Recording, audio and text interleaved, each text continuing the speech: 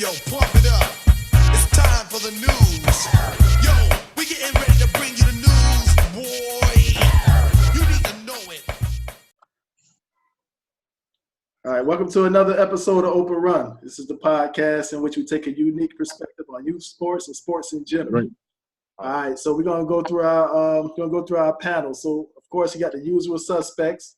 You got the four-time Georgia State champion that played his high school ball at Westover, Georgia. He's a former Western Kentucky University Hale topper, and he finished his college career at East Louisiana. Mr. Andre Lewis. What up there, Dre? And that's all been the Georgia. All Benny. Jimmy the All hot dog. been. Westover High School. I got y'all, Benny. All right, so we have the outspoken director of Skill Center Elite Basketball, who played college basketball at Cameron University in Lawton, Oklahoma. That's Lawton, Oklahoma. Lawton, baby, the dirty. What up? What's up, Dirty L. Arroyo. All right, so we got the next. We got the best player development specialist this side of the Mississippi, who played his college ball at Central Florida Community College in Ocala, Florida, Texas Christian University, Texas, St. Leo University, and San Antonio, Florida.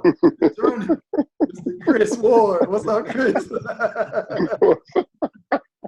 What's up, gentlemen? All right, so we got myself. I played. I'm the ball kicking this youth basketball coach in the Bay Area.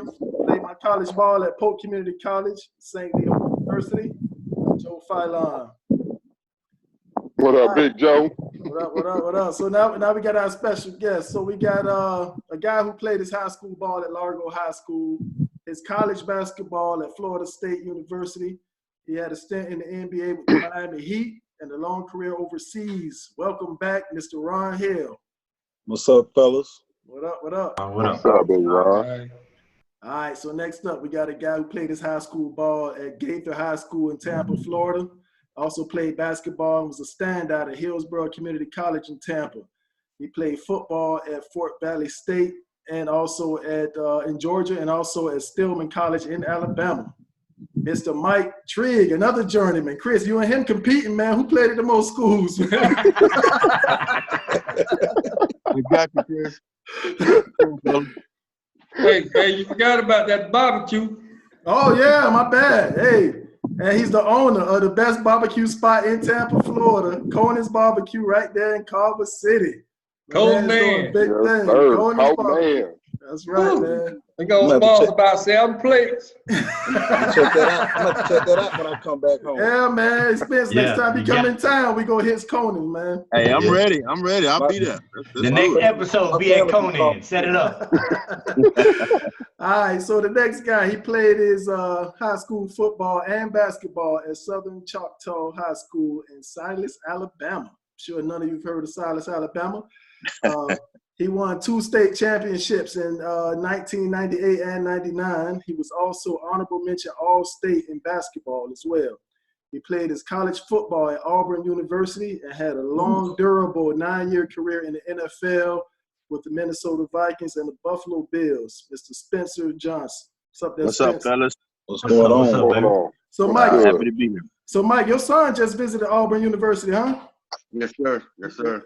Yeah, man. But don't send him nowhere else. He at home. That's home. Joe, it's crazy though because you look at the history of players from Tampa, they go to Auburn, it don't pan out for them. Hey Nah. man, we had a few guys that come there. Y'all know y'all heard the Tampa Catholic. I'm pretty sure Yeah. Right. the head coach played there. He did a little stint in the NFL too, Jared McIntyre. So That's our good friend. He's the only one from Tampa that had a good amount of success. but you gotta go back a little further than that. It's some more people. Why don't you just change that? Send your son to change that. Well, I love Chad Morris. I love Coach Porter. Yeah. Yeah, like I'm pulling for you go to Auburn, I'm cool. Good people, man. Florida Good people. State. Oh, there he is. All right, so we just coming off of a weekend in which we had the NFL draft, and the topic came up, because they showed a lot of videos of a lot of these guys playing football and basketball. So the topic came up again on what's the better athlete, the football player or the basketball player. Now I want to start with Mr. Trigg there because he played both as well. But I don't know, we don't know anybody's perspective. But I want to hear what Trigg thinks. Be brutally honest. I think the better athlete would be the basketball player, but the tougher athlete, of course, would be football. But football players can play basketball easily. Post players, centers, linemen can play basketball, but it's hard for a basketball player to play football. So therefore, my nod got to go to the football. So why do you think the basketball player is the better athlete, though?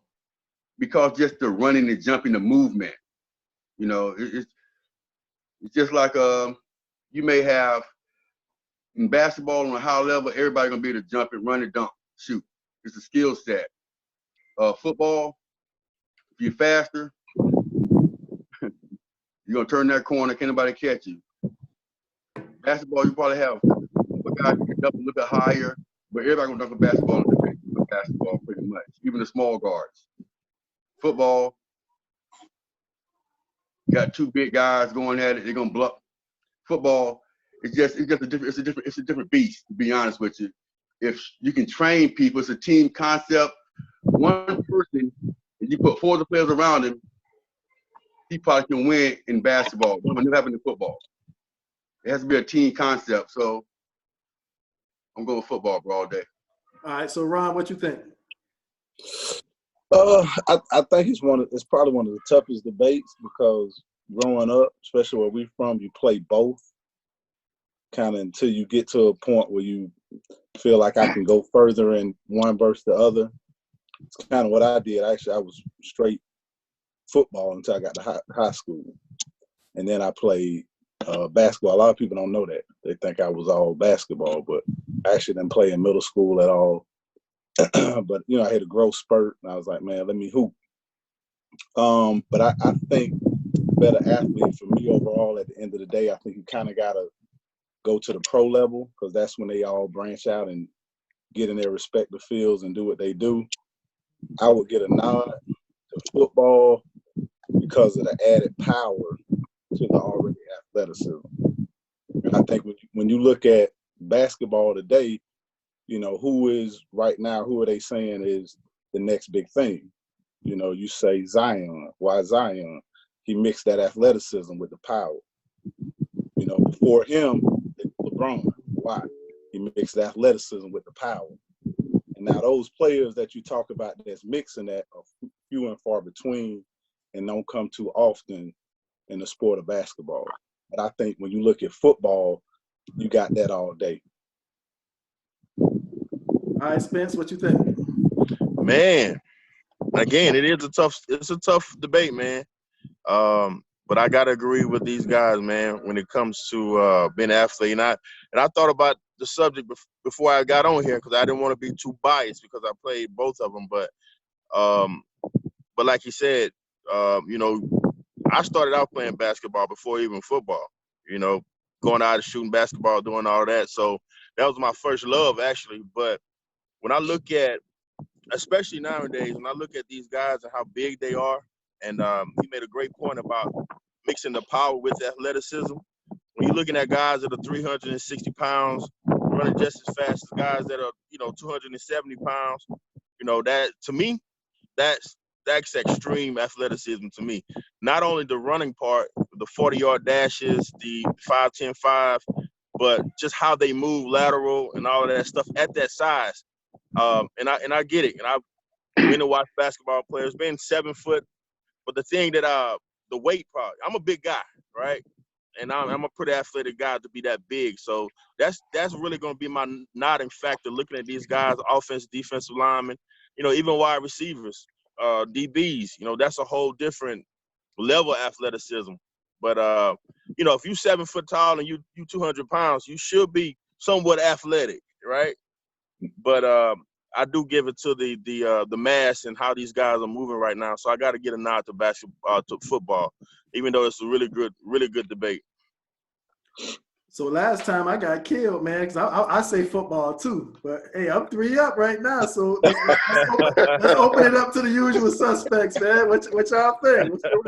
Let's go, Dre. Let's hear it. You got that look in your eye. I was always on the fence 50-50, but I just feel like it's a sign of disrespect when y'all got 4 people over here, so I'm gonna be the devil's advocate today. So I'm gonna lean more towards the basketball aspect this time. Due to the fact that an athlete is an athlete. That means you can do any sport or anything. Right. So when you playing basketball, everybody got to be able to catch. Everybody got to be able to pass. Football, everybody don't have to be able to do that. Some people, they're good at what they'll do, but in their specific positions, they're entitled to do certain things, just like your lineman. All linemen cannot sneak out, on those little trick plays and catch a touchdown pass. Only a few of them that can do that. But when you come to basketball, everybody got to be able to run the floor. Everybody got to be able to catch. Everybody basically got to be able to move. Even in your skill positions. And I'm just talking about from high school, when you have guys that are decent in basketball, but they should be out there on the football field if we're thinking next level. So they may be decent in basketball, but when you're thinking next level, you may have a better chance out there to go out on the football field to get a scholarship. So are you talking skill or are you talking actual athleticisms? I think you intertwining again, man. Yeah, he mix them together. I'm 50-50, but I think football still have to be the better athlete. Yeah, I think that's important though, for real. Kind of trying to get in the definition of what you really think an athlete is, right? Because when you think about football, the first thing you think about is being tough, right? I mean, you got to be tough to play the game. So thinking about being tough first, you kind of put the athleticism part on the back burner. So I guess we just got to figure out what's the the definition of what athleticism means is lateral movement. How high you can jump, how fast you can, how you move. Like when I think of an athlete like Westbrook, I think that Westbrook is one of probably the most superb athletes in the NBA that probably could play football. So, I guess, and Coach did say that intertwining, it's tough, man. It's a really good subject. It's a really good subject. All right, so I just pulled it up. The definition of athletic: adjective, physically strong, fit, and active. Big, muscular, athletic boys. Relating to athletes or athletics. Hey, Joe. That sounds like football all day to me. Even like what I think Spence said, about being an athlete with far as saying putting the power with the athleticism. Zion Williams can't play. He can't play football. You don't think so? I think he can. No, I think he can play football too. Yeah. I think LeBron can play football. No. LeBron was the number one football player in Ohio. Yeah, but no, I think LeBron can play anything. He plays center field. He can run the 400. Yeah. True. Play receiver.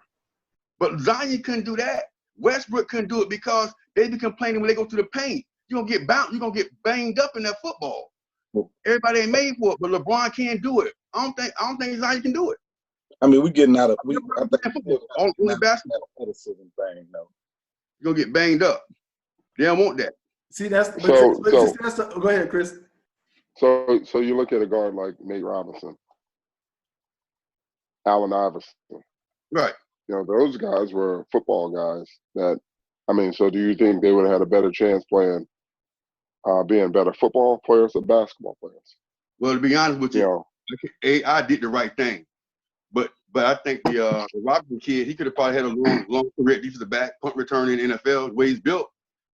4-2 guy. I agree with both of those statements. Then you go into Charlie Ward. He's a Heisman Trophy winner.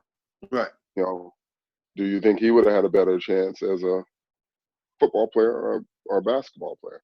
Once again, that goes back to like Allen Iverson, because Charlie was a hell of a point guard too. And if he played 12 years in the league for the Knicks or whatever, but if he didn't play quarterback, he was next level. But at that time, they were giving black quarterbacks opportunities, so he made the best decision for his family. Exactly. Well, Yep. because he'd You know, be so great today. oh yeah, poise, high IQ. Yeah. But that just shows, you know, then you get outside of athleticism, you start talking about skill sets. You know, so you know how many of those guys can mix their athleticism with their skill set, because that makes a complete athlete. You know, how many football guys can mix that high athleticism with a high skill set and still be able to function and still have that athletic ability? You know, that's where you, if you want to go into the argument, how many can transfer those skills, that high skill set? I'm sorry, there's not an offensive lineman that's going to be able to, you're talking about complete athlete, that's going to be able to dribble that ball up and down the court, full speed, change of direction, and still be able to function at that speed. I'm sorry, the athleticism goes out there. Once you start putting that skill set in there, the athleticism goes out the window. It's not even, it's null and void.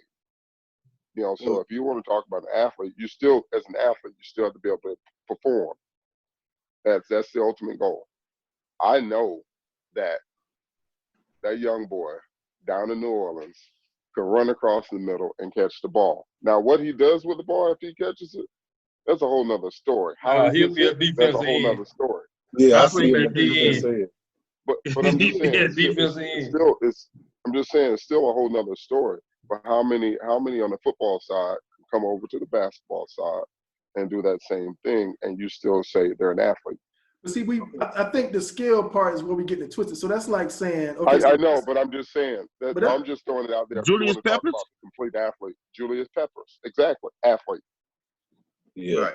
Played That's against athletic. Julian in college. That boy's a Hey, real. so I think to rectify this debate, let everybody, athlete is athlete. That means you can play any sport. You take your skill set in yours and go play any sport, regardless of what it is, even though you're not good at it. So if you're an athlete, you can go out on the golf course. You might not be perfect, but it'd be something you can do. Bowling, baseball, or whatever. I mean, if you're an athlete, you might not be the best at it, but you can do it all. Hey, Dre, I seen Joe swing a bat, bro, and I think Joe is athletic, dog. So we can't say they can do every sport. But this is my thing. I hit the ball. I just swing at everything. I don't got no patience. Hey, ping pong, pool, whatever it is. If you're an athlete, you should be able to catch on. This is my So is thing. Charles So Barkley not an athlete because of how he swings? Exactly. You know what I'm saying? So this is my thing. As a basketball player, I've always said that I think the basketball player is the better athlete. I damn sure ain't gonna play no football because y'all will break me. I play the shit out some flag football though, but I ain't playing no real football like that. However, like Chris said, or like Dre said, as a basketball player, it's constant movement with the ball. You gotta be involved, whether it's defense, whether it's rebounding, whether it's passing, whether it's taking a shot.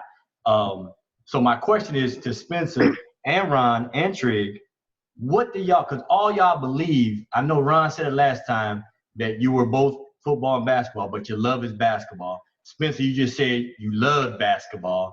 Mike, you've always said you love playing basketball. So what do you consider yourselves? Are y'all football players or y'all basketball players? I'm an athlete. That play football. But I'm an athlete at hoop. Right. I mean, There you you go. know what I'm saying? I'm an athlete. I feel like I could have played either because I'm an athlete. Right. Okay. Right. I feel the same way. And I think basketball was first because it's more natural.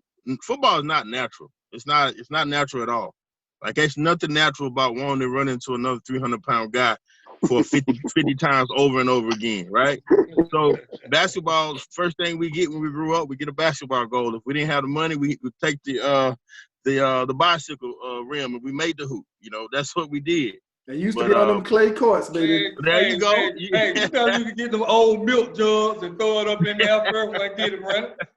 Right.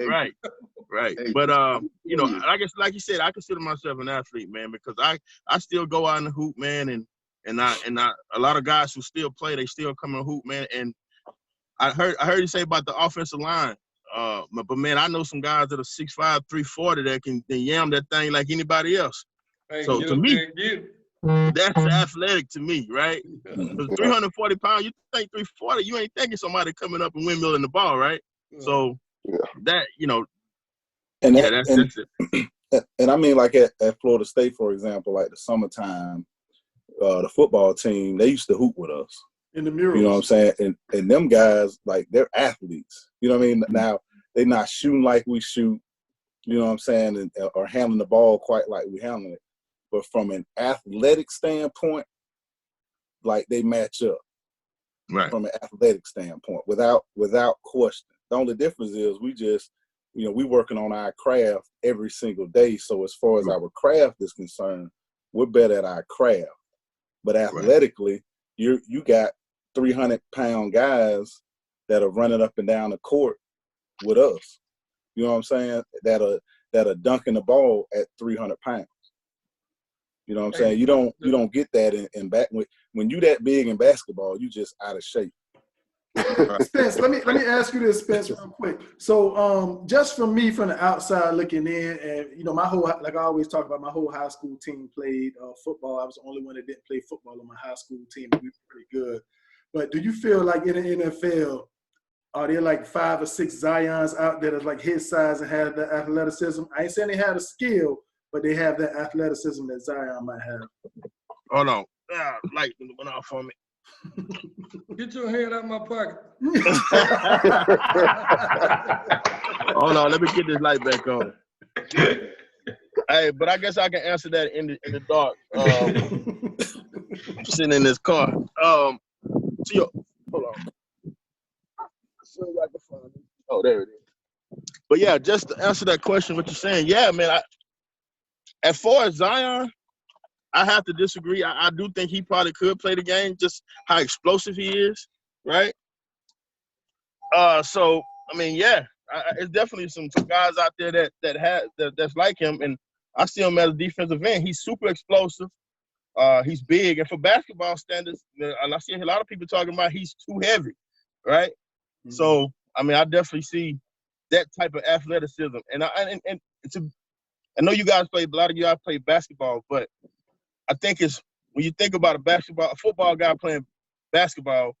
When I go play the gym, I'm bigger than most guys, until I get the move, and they're like, oh, man, dang, man, you pretty athletic. Yeah, shit, I know I'm athletic.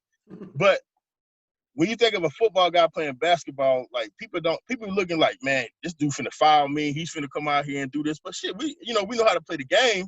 Right. But like he was saying, the skill level is different because you guys work on your crafts a little bit more. But to your question, there are a bunch of Zions out there, man.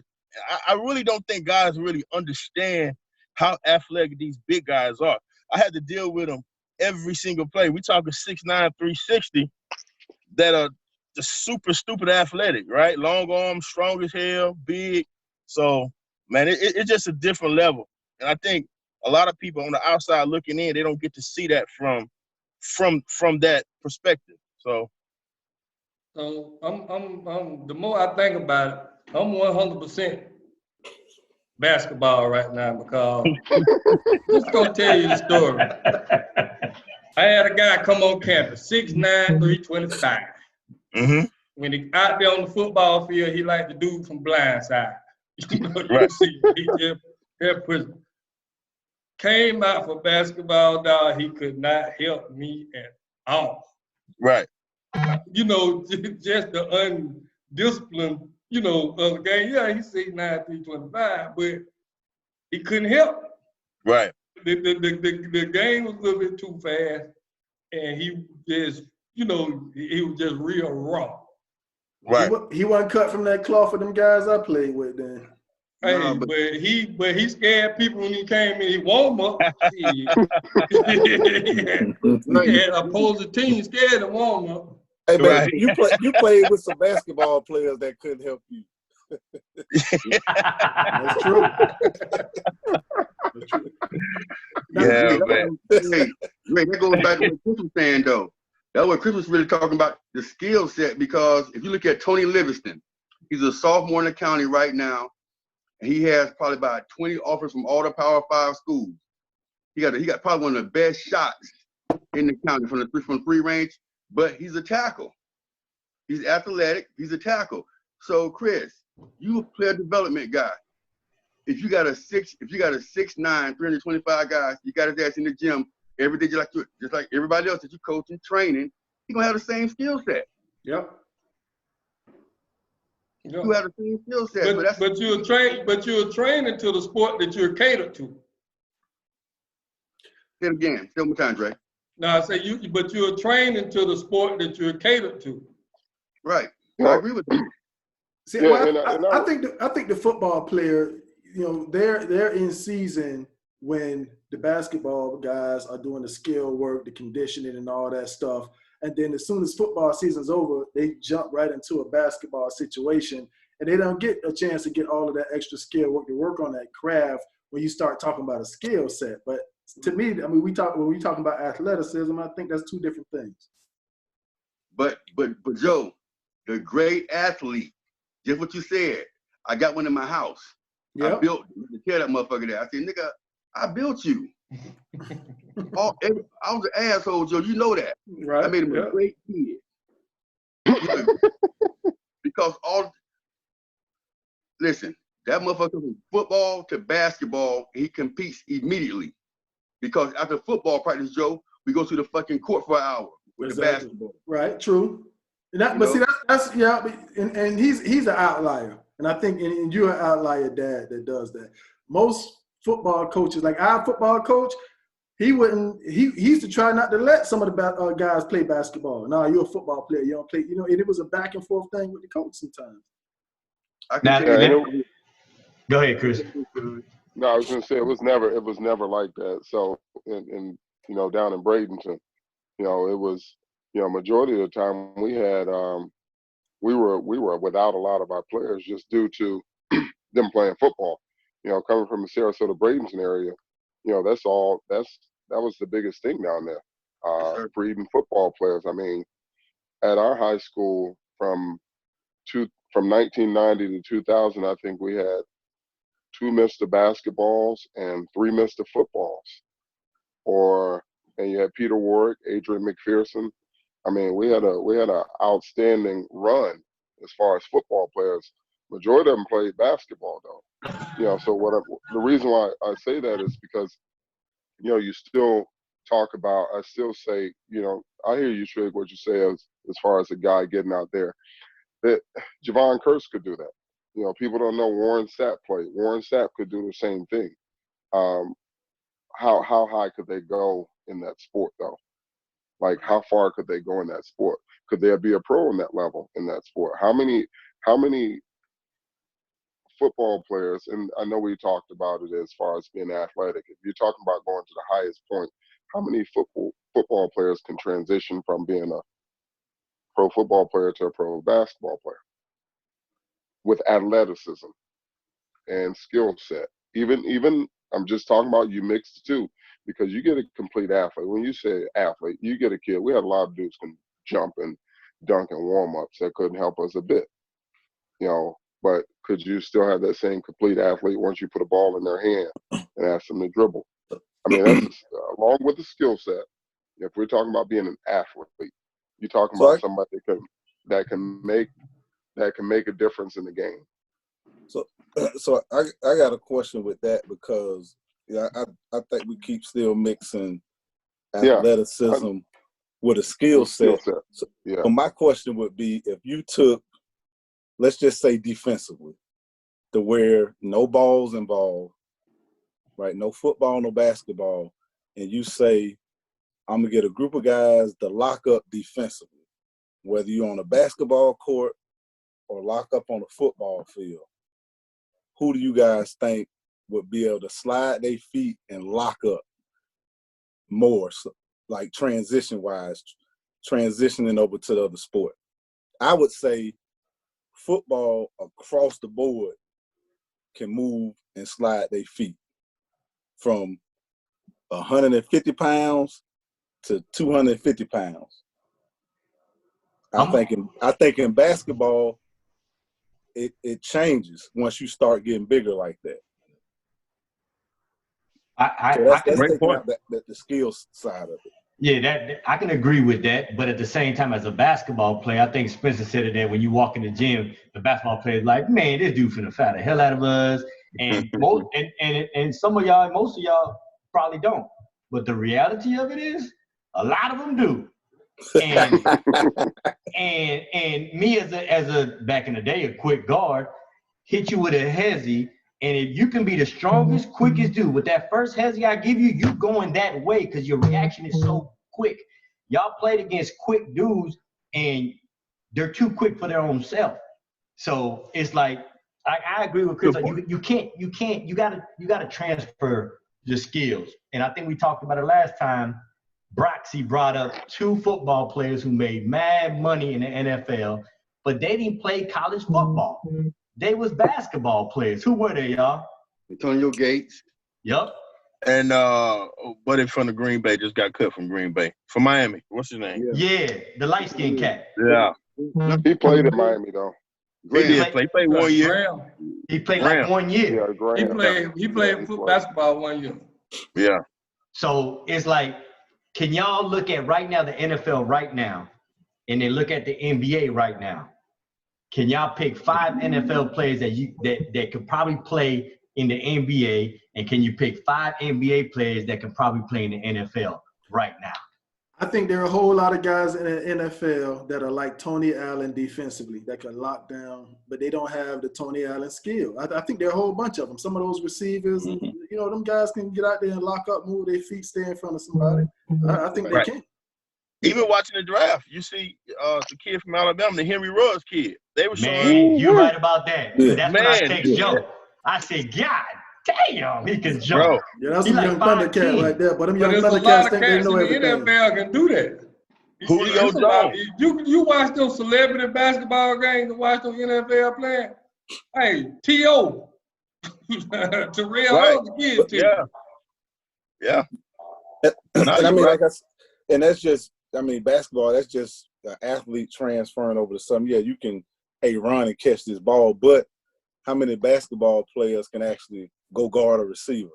Hey, I ain't gonna say I can guard, but I catch one over somebody. Just don't hit me. But that's the thing, though. It seems like that watching it. You know what I'm saying? But I ain't them used motherfuckers, to they be the handsy, contact boy. right now. Just don't hit me. Man. Now, it's going to be a lot of stuff, intricate stuff that, being an athlete ain't going to get you past, right? Because, even though we're talking about being an athlete, you can have someone that's not probably a superior athlete, but it goes back to the skill set. It goes back to the skill set and the little stuff. Like, you don't have to, if you know and you master those things, and you got a guy that's strictly depending on his athletic ability, you're going to beat that guy, right? I know a whole lot of guys that were super duper athletes, but then they get to the game and they can't learn it mentally. They can't do, and I'm getting off subject here, but it does goes back to the point that it's a lot of little stuff that neither one of us, if I go to basketball, right? If I play with a basketball player trying to get a rebound, they might pull my shoulder down or something, like however they might do when they doing it. And I don't know about that, right? And if you come to football and you're trying to hold a wide receiver, he might slap the shit out of your your ear pad, and you might go crazy and get open, So it's tough, man. It's tough with the transition, especially now when we talk about who can go from the NBA to the NFL and vice versa. It's just tough because, like y'all said, the skill level sets that apart so much, and it pretty much X's out the athletic ability. If we talking about skill. See, I almost I think thought basketball could translate over easier to a football player than a football player can to basketball. It's a good point. So you saying That's what I was thinking. In the So position, yeah. So you saying Bobby Boucher can play basketball? I'm just saying, basketball, you gotta do that year round. You gotta have a ball in your hand year round. Like football, you gotta think about. I remember back in the day, football players didn't even play football out when they won in season. You know what I'm saying? They hooped and did other stuff. But then when they went back on the football field, they was athletes, so they was beasts still. All right, So I think Oh, No, all I right, saw. go ahead, Chris. Did you see the? They had the YouTube of that kid jumping, the big boy jumping out the pool, Yeah, I Yes. saw the that. big lineman.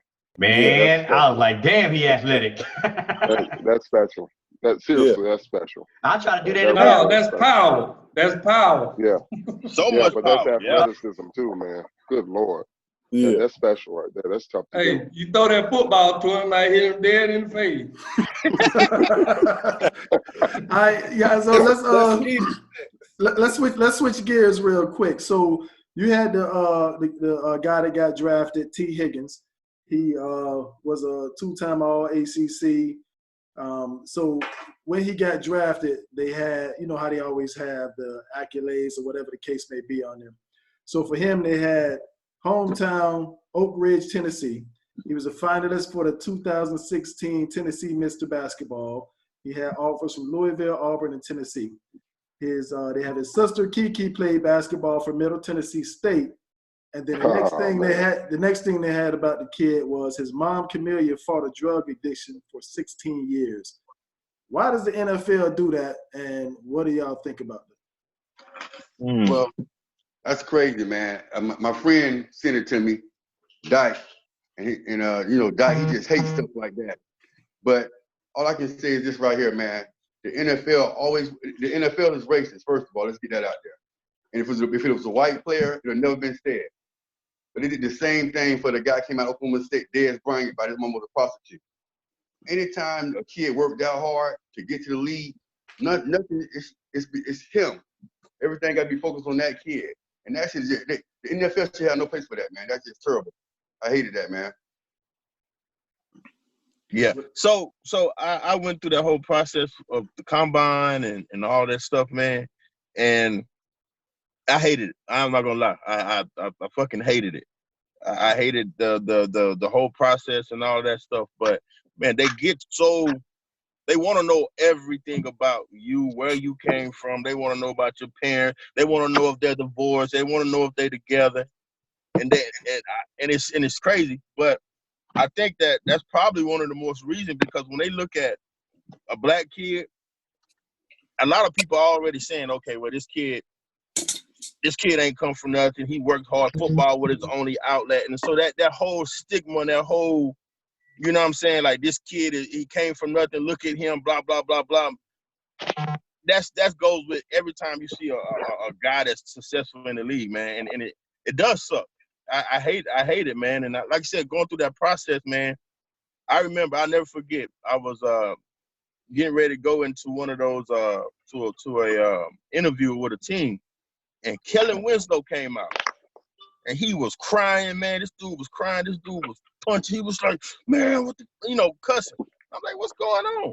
But bro, they broke this dude down so bad in those meetings that he just fucking went, and he ended up being crazy anyway. But that's the type of stuff that a lot of people go through in the combine stuff, and then when they do it and they get that information about you, they put you in a certain label, and what's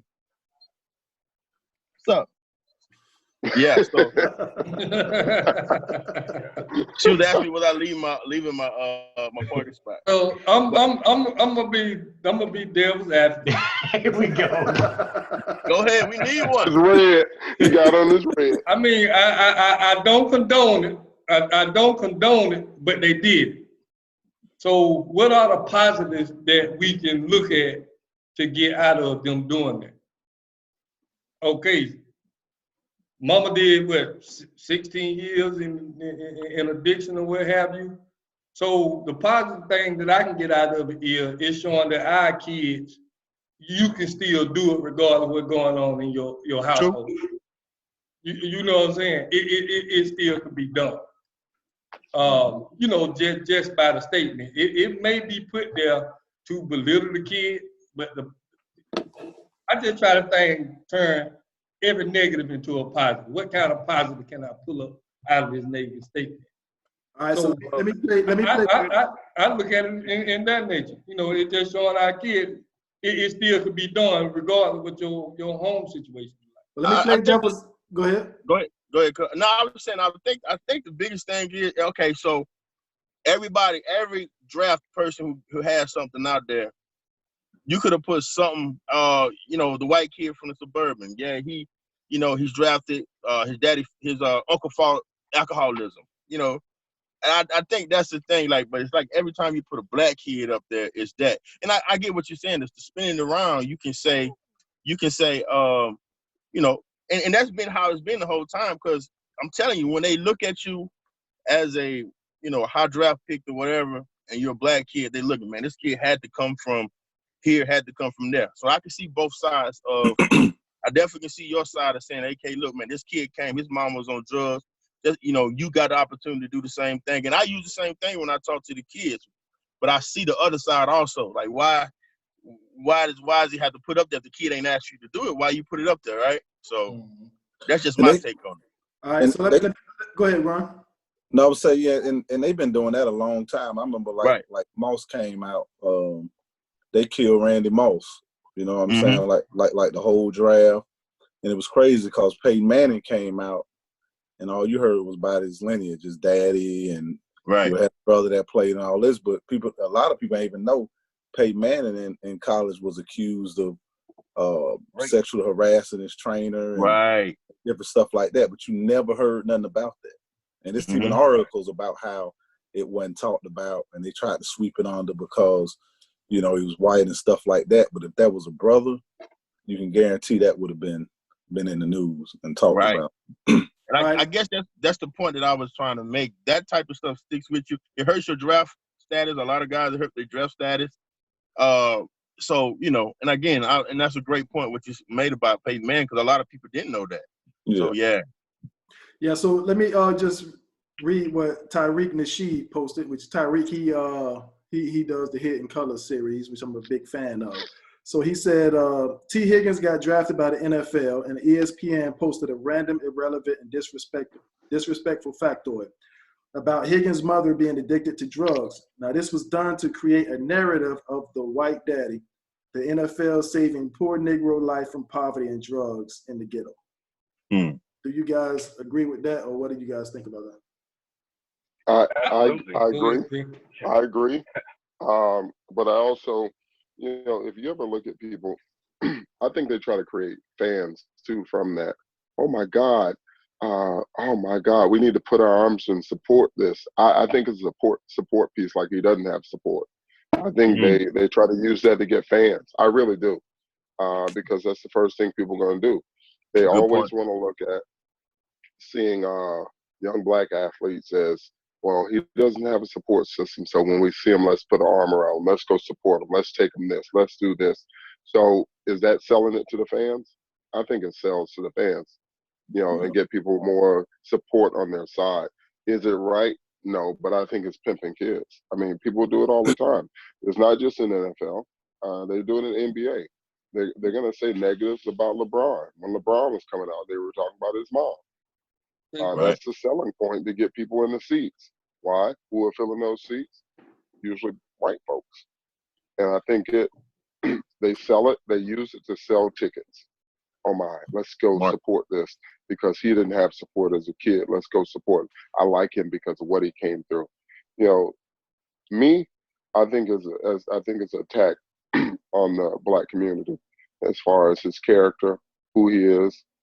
You don't know what type of addiction his mom was fighting. His mom could have just been smoking weed. Right. And she stopped smoking weed. Like, they're going to make it the worst thing possible to see how much support they can get and how many people they can get in them seats to support that little black dude that needs all the support of the white community. I really believe that's what it is. But you know what, Chris? And I agree. Because as soon as we saw it, my wife was like, damn, why would they have to say that? Like, it's supposed to be his night. But to me, it's about the ownership. It's always going to be a controlled thing. It's always going to be a plantation mentality. And I think they also, in my opinion, it might be to build fan base and make money off the kid. But then again, as soon as he messes up, if he messes up, that'll come back again, be like, oh yeah, that's because his mom, da, da, da. Right. So they put it out there, which is wrong. But why minorities can't take control? That's why I'm not gonna lie, I'm not a LeBron fan, but what he does and how he does it, he's killing the game because he's taking control of his life. Respect. And I think other people, the NFL, shoot, I think baseball players, you know, they got a little bit easier too. But I think other professions, the minorities gotta see that how he's doing it. Mm-hmm. Like how he's doing it, man. He's taking control of his own world, and instead of being a victim. And I think we need to look at that. But you bash that kid from the start. So you don't even give him a chance to. You label him from the start, so you don't even give him a chance to take advantage of anything. You know, how long did it take LeBron to take advantage of his own situation?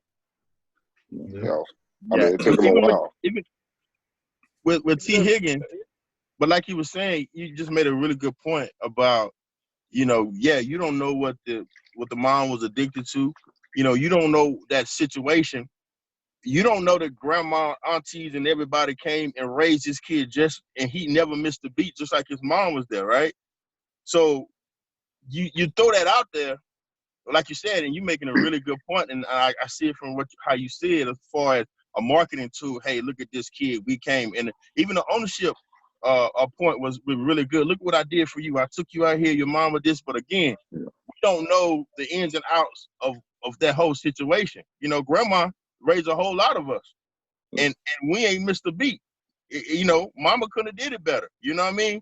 So it's a lot of things that be missing from that. But like you said, you put that narrative out there, and now people saying, "Oh man, his mom was smoking crack in front of him." Man, dang, you don't know. So you think about the worst possible situation. This poor black kid got a chance in the NFL because his mom was smoking crack, but you don't know what it was, right? So I think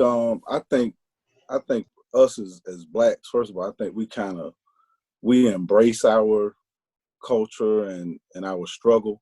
I think we embrace it. I think we talk about it to an extent, and I think we deserve the right to kind of tell our story when we want to tell it.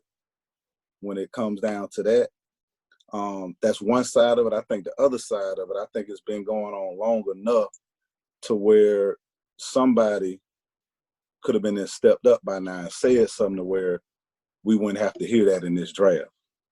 You know what I'm saying? I think we got enough black faces in the league with power where it could have been, you know, at the collective bargaining table or whatever, you know, hey, we don't agree with this. You know what I mean? And I think, you know, we're in position of power in that league to a certain extent. You know, I think we saw about the cap thing that we don't have total power, but we have some kind of control. Or I think something like that where we can control the narrative of that. And I just think now with social media being bigger than what it was in the past, and like now, like people are talking about it. You know what I mean? I think this is a time to capitalize on and say, hey, we need to go to them and we need to stop them from saying that, because some people don't like it. Some people might embrace it. You know what I'm saying? If it was me and I got drafted in that moment, hey, I got drafted and I'm happy.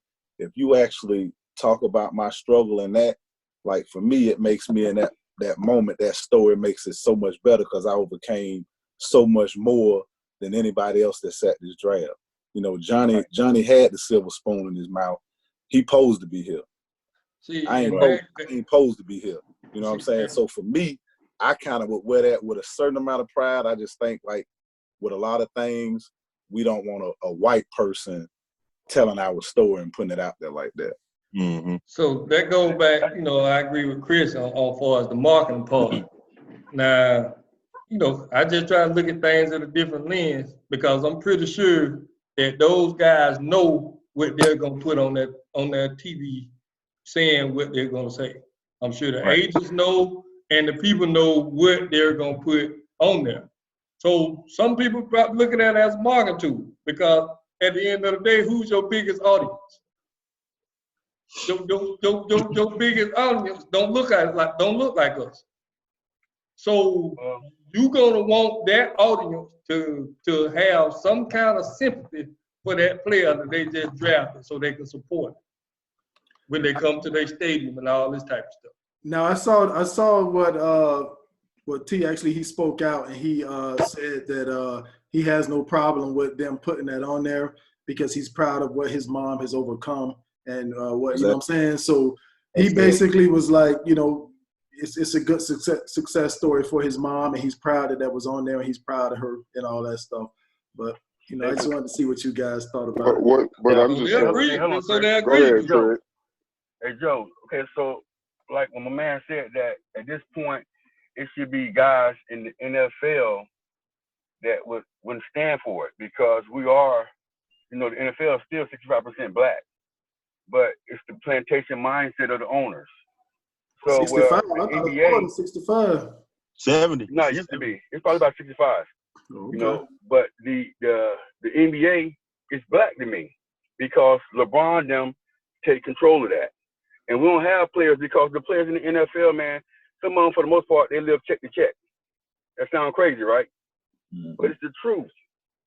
They haven't figured it out yet, and there's only one black guy that I love in the NFL. He went to Stanford, he played for Miami. Maybe he was getting bullied by the dude, other lineman from Miami, right? Incognito or something like that? Yeah, well, that's when it was bullying him. But the other guy was a highly educated guy from Stanford. So that NFL money didn't mean shit to him. He got a Stanford education. He can make that shit off the field. And he never really played again. He's done. He stopped playing because Who? he used his Andrew Luck? brain. Who you talking about, Andrew Luck? No, I'm talking about it's a lineman that played for Miami. He was getting The bullied by lineman. another guy. Incognito. Oh, Incognito. yeah, the one guy. Yeah, okay. So I know let's you're go back. talking So look, even Andrew Luck. Now I'm gonna tell you how racist the NFL is. Andrew Luck, he just said, "Hey man, I'm burnt out. I'm done." They let that motherfucker keep his signing bonus. They take any money from him. That's another Stanford guy that, hey, I don't need it no more. I managed what I got. I can walk away right now. My family gonna be fine. And if the majority of the black players did that, we would have a voice. But Yeah. I've been around a lot of them. They got houses. They got traded 5 times. They bought the biggest house in every city they lived in because it's a status. It's a status symbol. It's crazy, See, I do, and I do think that things have gotten a little better with these younger guys. Simply because the collective bargaining agreement did help because I know even back when I had started playing in 04 and 05 or whatever, the contracts weren't like they were now, right? So, Right. You might sign for $60 million, but 40 of it is at the last 2 years of your contract, right? So we switched that up. So guys are getting more money earlier now, which is good. And you're absolutely right. There's some guys that live totally above their means. They shouldn't be doing it, but like it's a status thing. I need to keep up with the big dog that's on the team. This is how it is. But I do what I have seen. I even take Jeremy Tunsil, the guy from here in Houston. He did his own. He negotiated his own contract, 3 years, $66 million, $50 million guaranteed, right? So he negotiated his contract. He got $50 million guaranteed, and he ain't got no agent fees. So, I think these guys are actually getting it a little bit more because I think even the statistic for guys going broke in the NFL was around 76, 75% 5 years after they get done playing.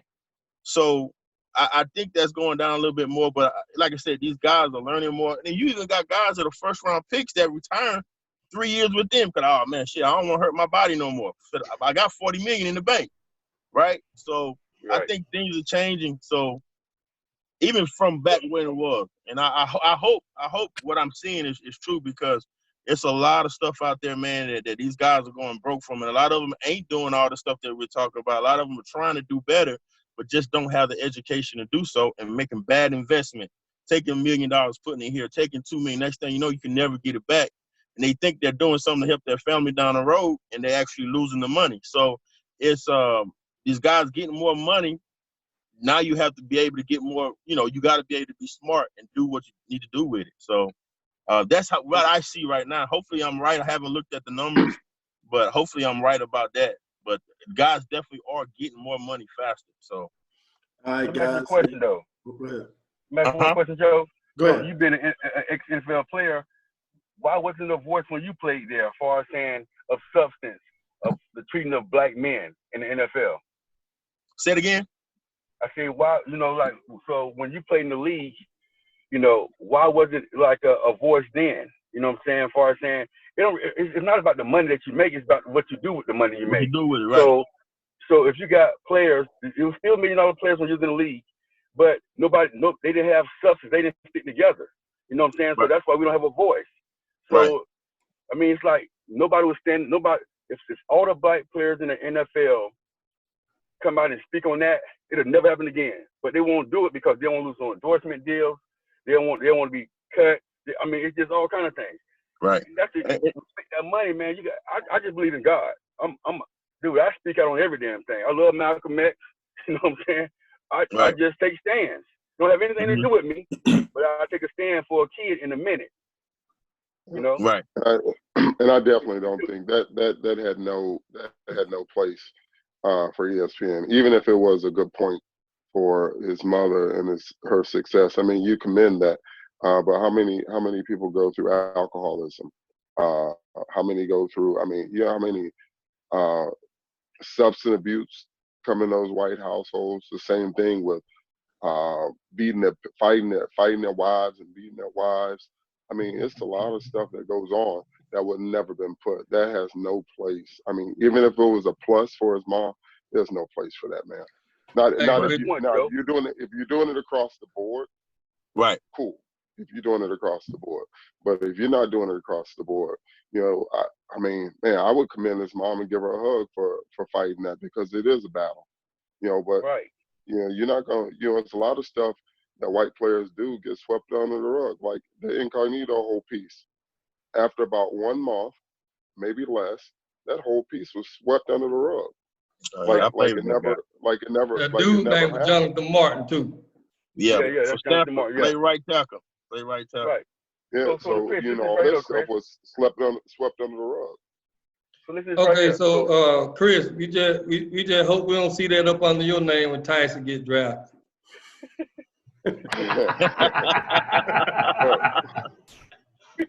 And I'll be like, and I'm still smoking, bitch. Look, what'd you say? Hey, so what? Okay, now look. They came up with that. What was T. Martin's response? What was Tia Higgins' response to it? Read it again for me, Joe. I don't have it exactly, but he was saying that he was proud of it. He don't have a problem with them putting that up there because he's proud of what his mom has overcome. Okay, now stop right there, Joe. What black motherfucker don't have a problem with that? That's disrespecting me. It's a family show. That's what I'm saying. Fuck that. That's how. This was sponsored by Conan. Now he playing the game with them now. Now he trying to get endorsement. You know what I'm saying? See, dog, I stand for too much. Possibly, I thought about that. I thought about him not wanting to rock the boat because I haven't really signed yet. No, I haven't got my money yet. So right. I thought about that when I read his response.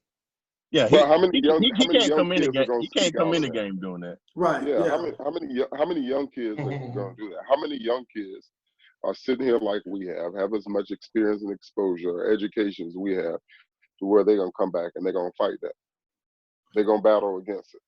And know that somebody's, especially watching what, you got a young kid watching what they just did to Kaepernick based on his beliefs. You know, how many young kids going to feel comfortable saying, you know, no, man, that wasn't right. That wasn't right.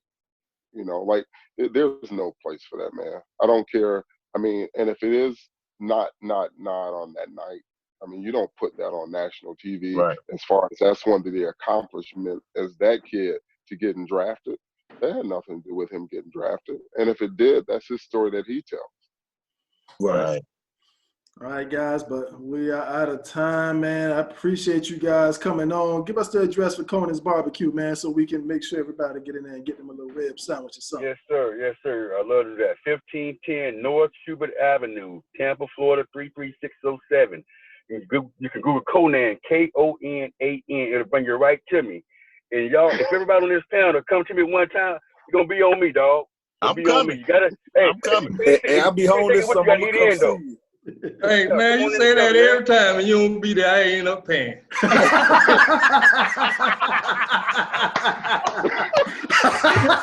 I ain't got my free meal yet. Look, man. Hey, Dre, I promise you, man. I'm there now more than ever. I'm working full time at the pit. Man, I had to let a lot of people go, man. I fired like 6 people because I was paying. I'm always overstaffed because my customers be taken care of, but it wasn't getting done. So I had already told them, if I got to come back to work, I don't need 4 of y'all motherfuckers already. So I fired them. And my mom and my brother had to go. That's how serious about my business. Damn. My mom and my brother had to go. So I'm gonna tell you. Oh, he's serious. It's a great place, man. The food, man, the atmosphere is totally different. Man, I got the best stuff I ever had, dog. I thank God every day, man. Look, I'll tell you this, man. One of the most powerful things I've seen when I guess somebody broke into your establishment and stole one of your catering grills or something like that, and the community came together. Tell us about what happened with that. Yeah, well, I had my first grill was I used three smokers, and they're huge. Hey, wait, like Trigg, real quick, before you go on that, where did you roll that first grill up to? Where'd you start? Wait, appreciate it, guys. Yeah. Skills up, baby. Wilbur Davis. Right there in the Wilbur front. Davis, dog. That's how I got we still got the grass buns to show. That's where I got my start. That's where I built my clientele. And it really, I left my teaching job based on my father with Wilbur Davis. I left $55,000 from the district to go start to make $12,000 at Conan's my first year. But I'm telling you, I made $12,000, but God spread it out. I didn't miss the 55, you know. But Joe, back to what you were saying.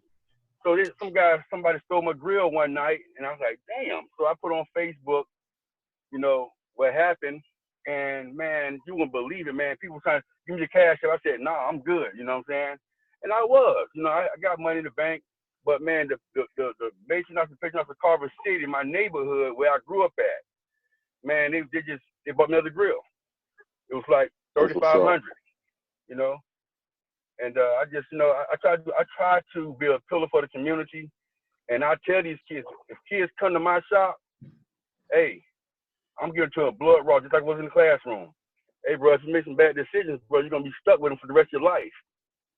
I got 50 kids that's in D1 schools right now. I got my cash out because I don't want them motherfuckers doing what I did. I said, cash out me. I'll send you the money. I'll call you the next day.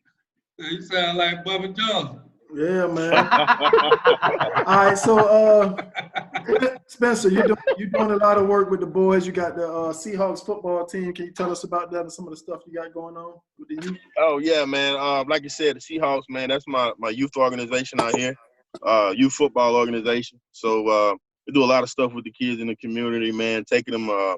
One of the things I'm most proud of is we do a lot of community service, feeding the homeless and stuff. But my groups, I always take them to college tours. So I want the kids to go to campus. I got a lot of guys that are in D1 schools that are coaching, so they do a really good job of looking out for me and my kids on the tours and stuff. We got a mentoring program out here. You know, my passion's always been kids, man. So the youth football is easy for me because that's teaching the game I love, teaching the game I played my whole life to the kids and teaching them the right way. And, you know, like I said, that's one of the main things I got going, man. We do a whole lot of stuff out here in the community, and that's what I'm more proud of, man. The kids are real close together. You know, out here in Houston, when I grew up in Alabama, everybody was close. We did everything, little league, middle school, everything together. So I'm trying to create that same atmosphere out here and also teach these kids how to be great young men in the community, so and women. So that's big, man. That's big. Appreciate you. And Ron, your son just leaving Indiana. He was a quarterback at Indiana. He nursing a knee injury. I know he watched the draft. So how is he doing, and what is he thinking? He doing good, man. He actually he got called by the Rams after the draft. Nice. They want him to come to camp, but he ain't healthy right now. So we think about kind of holding out, just get him 100% and see what's available at that point. So we got his agent filling some stuff out, talking to him, saying what he think, because I don't want him to go in, let's say 100%. You know what I mean? He gonna be going against the best of the best. So I want him to be ready to go when he get there. So I'd rather him sit out, get healthy, you know, and if it's into preseason or into the season where he's healthy, you know, guys will be dropping off and probably different opportunities will be opening up and maybe go do it, you know, go through that route with it. What position? He's a wide receiver. Wide receiver, okay. Yeah. So he 6'4", about 220. Wow. Good, yeah. man. Wow. And he was a basketball player too. Like athlete. Oh, so he's an athlete. Nah. Yeah, What it he is. actually went to Indiana to play both. He was going to play both, but he ended up never playing basketball just because of some injuries and stuff like that. So, but yeah, athlete. Gotcha. Well, good luck with that, man. I went that Appreciate it. undrafted route, man. Just keep Yeah. working, bro. Yeah, Work. yeah, yes, sir. I appreciate you guys coming on, man. I think it was a great panel, really good show, man. And peace out, man. We can do it again Thanks for having me, sometime. cuz. Oh, All no right, problem. Appreciate it, y'all. Appreciate you Hey, coming. appreciate it, Good luck with gentlemen. y'all, Thank guys, you man. to all the future athletes that make it. Don't have your mama in the stand Hold looking up. like Michael Jackson from Thriller. So listen, what it ended up being for us football to basketball? What was it? It's Man, seven of us. I It think looked like it's a tough football. It looked like decision. football. I mean, it looked like football won to me this time. So. It's a I tough think decision, so. but I ain't gonna lie. They athletes. Hey. Hey, real quick, do y'all watch I had a chance, do y'all watch The Masked Singer? Any of y'all? Yes. Okay. Ain't Dre like the little Asian dude?